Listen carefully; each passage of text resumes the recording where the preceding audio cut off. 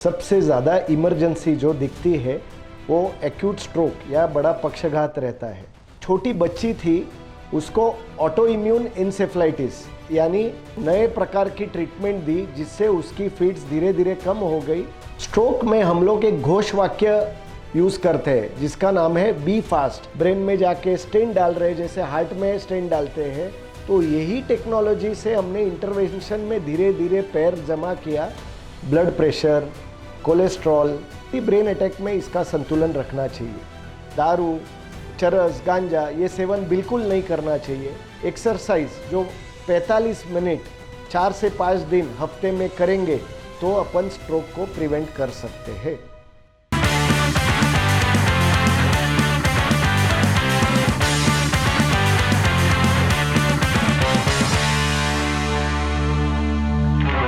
नमस्ते दोस्तों, मैं हूं वीके यानी कि विचारकर और आज हमारे साथ है नासिक के मशहूर न्यूरोलॉजिस्ट डॉक्टर श्रीपाल शाह जी। नमस्ते। नमस्ते डॉक्टर जी। नमस्ते डॉक्टर साहब, मैं आपसे ये पहला सवाल पूछने वाला हूं कि क्या कोई ऐसा अनोखा न्यूरोलॉजिकल केस है जो आपको बहुत ही चैलेंजिंग हुआ था? हमारे फील्ड में सबसे ज़्यादा इमरजेंसी जो दिखती है वो एक्यूट स्ट्रोक या बड़ा पक्षाघात रहता है। और ऐसा चैलेंजिंग केस आया था जिसको बड़ा स्ट्रोक बैठा, खून पतला होने की दवा भी चल रही थी और ब्रेन की बड़ी रक्तवाहिनी में बड़ा क्लॉट दिख रहा था। तो मालूम नहीं पड़ रहा था कि ये चैलेंज को स्वीकारे कैसे, और वो हिसाब से हमने वो दवा चलते वक्त थ्रोम्बोलिसिस का ऑप्शन नहीं लिया जिससे ब्लीडिंग का ब्रेन में ज़्यादा रिस्क है। और एंजियोग्राफी मार्फत अंदर जाके हम लोगों ने उसके ब्रेन में से क्लॉट निकाला और अगले 2 दिन में वो पेशेंट बहुत अच्छा हो गया और पूरी एक बाजू जड़ थी वो अच्छी हो गई और बात भी करने लगा और 3-4 दिन में वो घर चला गया। क्या आपके पास ऐसी किसी मरीज की प्रेरणादायी कहानी है जिसे न्यूरोलॉजिकल डिसऑर्डर को हरा दिया है? बहुत सारे ऐसे प्रेरणादायी पेशेंट्स हैं, पर एक दो जो पेशेंट मेरे जहन में है, वो एक छोटी बच्ची थी, उसको ऑटो इम्यून इंसेफ्लाइटिस यानी कि बार बार फिट आना और फिट आने का कारण उसके प्रतिकार शक्ति के अगेंस्ट ही शत्रु निर्माण होके बार बार ब्रेन में से फिट आ रही थी। तो उसको हमने IVIG, स्टेरॉइड्स और रिटुक्सिमैब ऐसे नए प्रकार की ट्रीटमेंट दी जिससे उसकी फिट्स धीरे धीरे कम हो गई और अभी वो पिछले 3-4 महीने से पूरे ये बीमारी के ऊपर मात करके अच्छी हो गई है। स्ट्रोक के आम लक्षण क्या होते हैं? लोग उन्हें कैसे पहचान सकते हैं? स्ट्रोक में हम लोग एक घोष वाक्य यूज करते हैं जिसका नाम है बी फास्ट। बी यानी बैलेंस, अचानक पने एक बाजू से बैलेंस जाना, या ई यानी आई, एक बाजू या एक आंख में कम दिखना। दूसरा यानी फास्ट, फास्ट में से एफ यानी फेस, मुंह टेढ़ा होना। ए यानी आम, एक हाथ जड़ पड़ना। एस यानी स्पीच, बात करने में लड़खड़ाना या बोबड़ी वरना या फिर बात ही नहीं करने आना। और टी यानी टाइम, कौन से टाइम में ये स्ट्रोक की लक्षणें दिख रहे हैं और आप बड़े अस्पताल में पहुंच रहे हैं, ये बी फास्ट यानी स्ट्रोक पहचानने की लक्षणें हैं।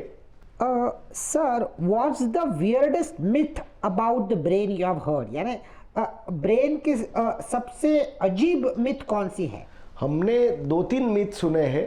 पहली बात यानी ब्रेन की बीमारियां ये चालू ही रहती है, डैमेज हो गया, पेशेंट इंप्रूव नहीं होता है, बेड पे पड़े रहते हैं। ये बड़ी नासमझ है और डेफिनेटली ब्रेन की बीमारियां जो है उसके ऊपर अपन मात कर सकते हैं और पेशेंट इंप्रूव हो सकता है। दूसरा यानी फिट की बीमारियां, लोग बोलते हैं मिर्गी यानी फिट जो है वो काला जादू है, किसी ने तो भी जादू कर दिया है उसके कारण हो रहा है और इसके ऊपर बाबा या किसी तांत्रिक को दिखा के दवा लो या कुछ भस्म ले लो तो अच्छा हो जाएगा। ये पूरा गलत है और उसके लिए ट्रीटमेंट है और वो कंट्रोल कर सकते हैं। तीसरा यानी लोग बोलते हैं कि ब्रेन की बीमारियां ये मानसिक बीमारियां हैं और ये मानसिक तरह ही ये पेशेंट है, ये ट्रीटमेंट नहीं हो सकता है। पर डेफिनेटली पहले समझना चाहिए मानसिक है या शारीरिक बीमारियां है और इसको ट्रीटमेंट है कि नहीं। डेफिनेटली इनको ट्रीटमेंट दे सकते हैं।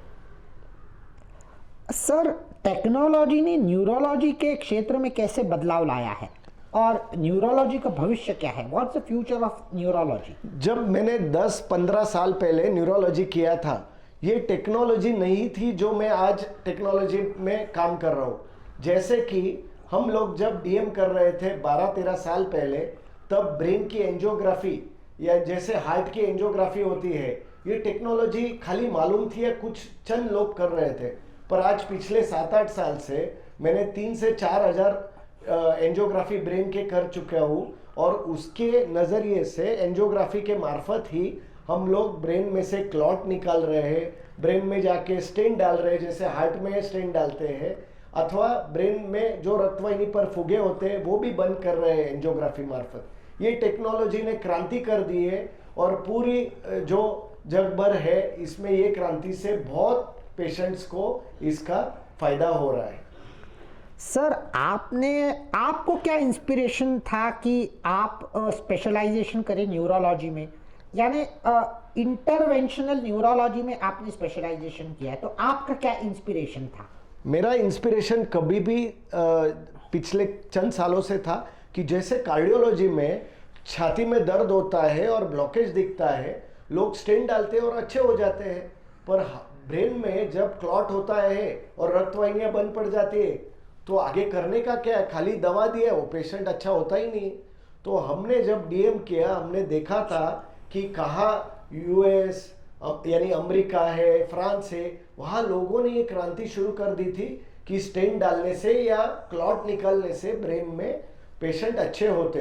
तो यही टेक्नोलॉजी से हमने इंटरवेंशन में धीरे धीरे पैर जमा किया, और पिछले 7-8 साल में देखा कि बाबा ये स्टेंट डालने से या क्लॉट निकालने से बहुत पेशेंट्स को इसका फायदा होता है और अच्छे हो जाते हैं। इसी कारण मैंने इंटरवेंशन की ये फील्ड, जो न्यूरोलॉजी में सबसे ज़्यादा क्रांति करने वाली फील्ड है, इसको चुना।